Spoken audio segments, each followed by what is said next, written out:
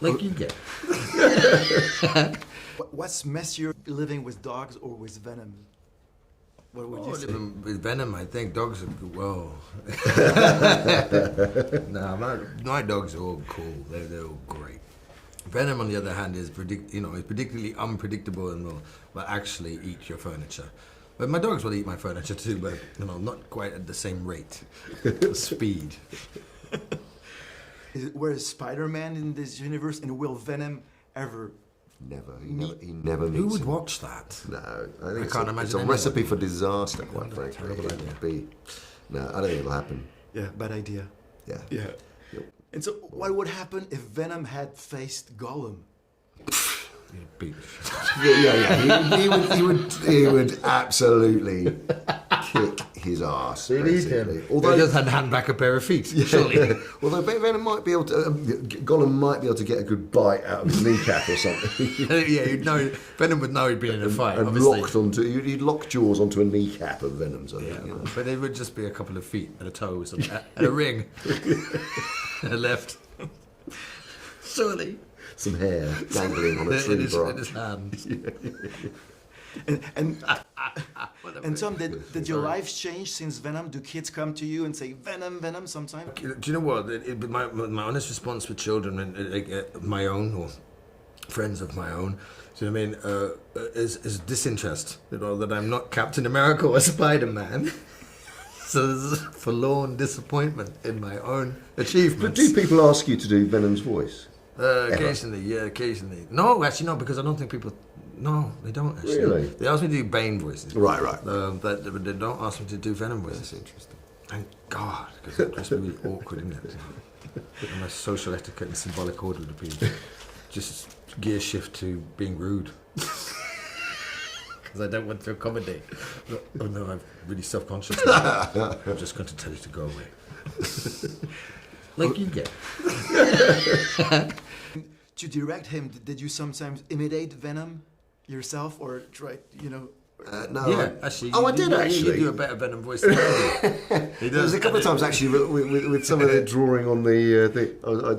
Occasionally. And then and when we're trying to work out what lines that would be better, or what could we, because with Venom lines, don't actually get set in stone until the edit. Like we can still change them as long as we've got Eddie's performance. We can nuance it and make it, and change it at any time, but we can't change the footage that we've shot. So we'll sit around, and Kelly is ultimately the writer and the custodian of the written word. That whilst we're trying to figure out what would Venom say, we all sort of come up with ideas, and at this point, Andy comes out with some very good Venom impressions, and that's really good. I'll have that one. You know what I mean? So yeah, you do a better Venom voice than I do. A stoic, you have a stoic voice. Right, mine's a little bit more stoic, yes. Bit posher maybe. No coward Venom. Yeah. But he's awesome. And the ape, the ape, so it's Caesar. You got to buy him of later, doesn't it? Yeah, a little bit Caesar. And yeah, in the movie, Tom, you get your ass kicked a lot by Venom.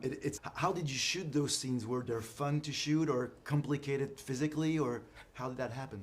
All of the above, really. I mean, they were complicated to shoot, but they were, and for Tom as well, who'd actually just before we started shooting had 2 operations on his knees. Yeah. So, but we also had Tom's great stunt guy, Jake Tamuri, who works very, very in simpatico with you, doesn't he? Yeah, I mean, he's a really close friend. Yeah, so he did all the nasty stunts and being thrown through nice metal bookshelves, do you know what I mean? Upside down, and having his face planted against fridges and on wire work and slammed up. That was all Jake in a bathrobe, bless him. Whilst I convalesced with my knee surgery and pulled faces. Not true. You did pretty. I did do some pretty face dangerous stuff. stuff. Quite advanced plate. And then, of course, the visual effects side of it was quite complex, and we had real props as well being thrown out of windows on wires and everything. I mean, it was a big number to pull that sequence together, but great fun, really good fun. And so when you play Eddie in front of Venom, who plays Venom? Is there something, or do you just imagine it? How does it work? It's easier to just choose an eye line for Venom and talk to the space.